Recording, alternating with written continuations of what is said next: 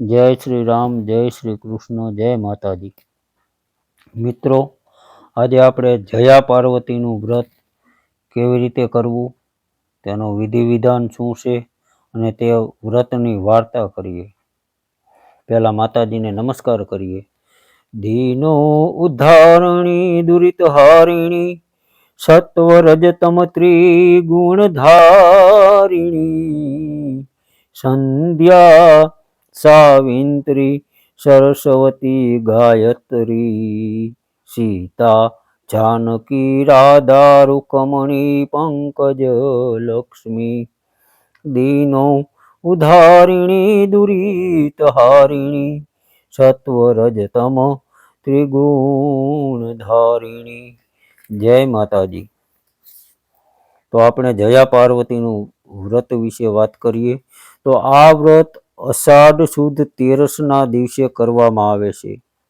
એ દિવસે વહેલા ઉઠવામાં આવે છે, નાહી ધોઈ અને શંકર પાર્વતીનું પૂજન કરવામાં આવે છે. આ દિવસે મીઠા અને ગોળ વગરના ખોરાકનું એકટાણું કરવામાં આવે છે અને રાત્રે જાગરણ કરવામાં આવે છે. તો આ વ્રતની આપણે વાર્તા કરીએ. એક હતો બ્રાહ્મણ અને એક હતી બ્રાહ્મણી.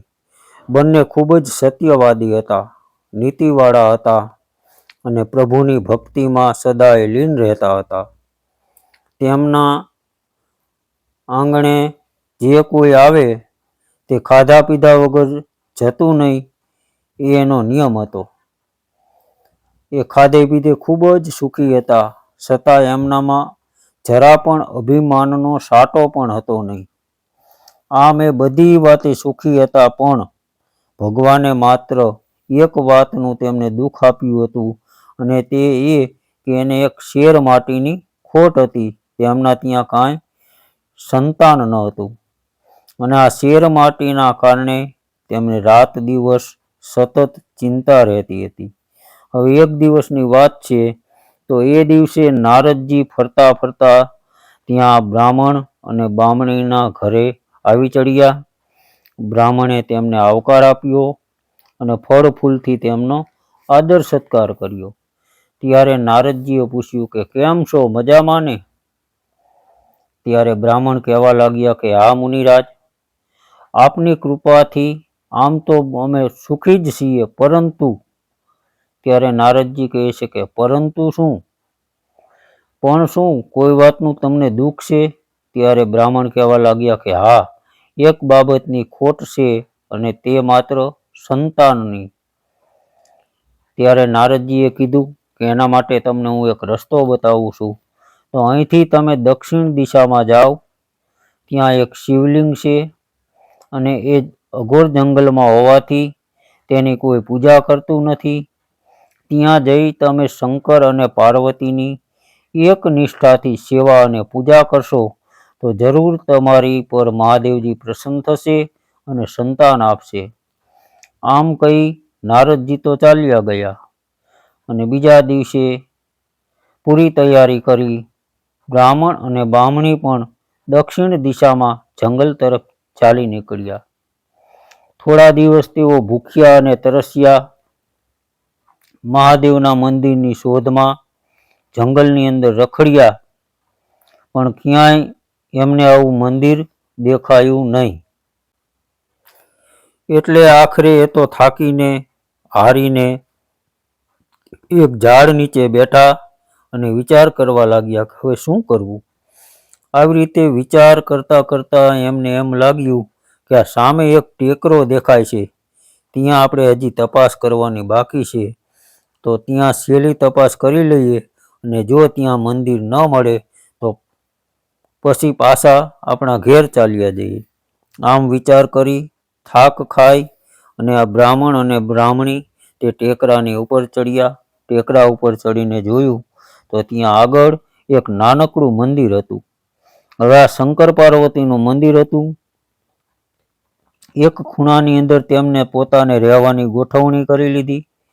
પછી સ્નાન કરીને તેઓ પૂજાની શરૂઆત કરી દીધી. મંદિર પાસે જ એક બીલીનું ઝાડ હતું. ત્યાંથી બીલીપત્ર લાવી સવાર સાંજ નિયમિતપણે તેઓ સ્નાન કરી અને પૂજાપાઠ કરવા લાગ્યા. અને આજુબાજુમાંથી ફળ ફૂલ વીણી લાવી તેઓ પોતાની પેટ પૂજા કરતા હતા. આમ કરતા કરતા 5 વર્ષ વીતી ગયા, પણ શંકર ભગવાન પ્રસન્ન થયા નહીં. હવે એક દિવસ બ્રાહ્મણ ટેકરો ઉતરીને ફળ ફૂલ લેવા માટે જંગલમાં ગયા, પણ સાંજ પડવા આવી તોય તે પાછા ફર્યા નહીં. એટલે આ બાજુ બ્રાહ્મણીને ચિંતા થવા લાગી. આથી તે તેને શોધવા માટે ચાલી નીકળ્યા. ટેકરો ઉતરીને થોડેક દૂર ગયા, ત્યાં એણે પોતાના પતિને એક ઝાડની નીચે બેભાન હાલતમાં પડેલા જોયા અને પાસે એક નાગ ફૂફાડા મારતો હતો. બ્રાહ્મણના પગના અંગૂઠામાંથી લોહી નીકળતું હતું. આથી બ્રાહ્મણીને લાગ્યું કે ચોક્કસ મારા પતિને નાગ કરડ્યો છે. આથી એના મોઢામાંથી એક ભયંકર ચીસ નીકળી ગઈ. ત્યાં તો તેને સોળે શણગાર સજીને સામે માતા પાર્વતીજીને ઊભેલા જોયા. માના દર્શન કર્યા. પાર્વતીને જોતા જ બ્રાહ્મણી તેમના પગમાં પડી ગઈ. પાર્વતીજીએ તેને આશીર્વાદ આપ્યા અને બ્રાહ્મણના શરીરે હાથ ફેરી તેને સજીવન કર્યો.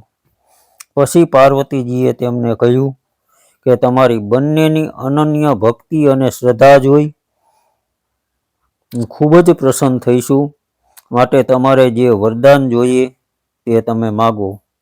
ત્યારે આ બ્રાહ્મણ અને બ્રાહ્મણી નતમસ્તક થઈ માતાજીને હાથ જોડી અને કહેવા લાગ્યા કે હે માતાજી, અમારે તો શેર માટીની ખોટ છે, માટે એનો કોઈ ઉપાય તમે બતાવો.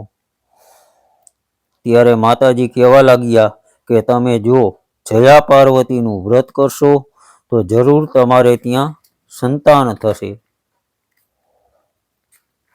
આ વ્રત કેવી રીતે કરવું? તો આ વ્રત અષાઢ સુદ 13ના દિવસે શરૂ કરવામાં આવે છે અને વદ ત્રીજે પૂરું કરવામાં આવે છે. આ 5 દિવસ મીઠા અને ગોળ વગરનું એકટાણું કરવામાં આવે છે.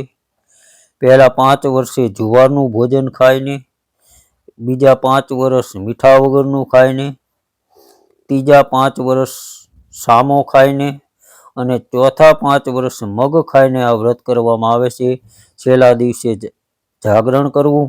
જ્યારે 20 વર્ષ પૂરા થાય ત્યારે વ્રતનું ઉજવણું કરવું અને સૌભાગ્યવતી સ્ત્રીઓને પતિ સહિત ભોજનનું આમંત્રણ આપી ભાવપૂર્વક જમાડવા. પછી કંકુ જેવા સૌભાગ્યના દ્રવ્યો તેમને દાનમાં આપવા. આ પ્રમાણે વ્રત કરનારને સૌભાગ્ય પ્રાપ્ત થાય છે, પતિઓનો વિયોગ નષ્ટ થાય છે અને અખંડ સુખ પણ મળે છે. આમ કહીને પાર્વતીજી અંતર્ધ્યાન થઈ ગયા અને બ્રાહ્મણ તથા બ્રાહ્મણી પોતાના ઘેર પાછા આવ્યા. બીજા વર્ષે એમણે જયા પાર્વતીનું વ્રત શરૂ કર્યું અને થોડા જ વખતમાં તેમને ત્યાં સરસ મજાનો દીકરાનો જન્મ થયો.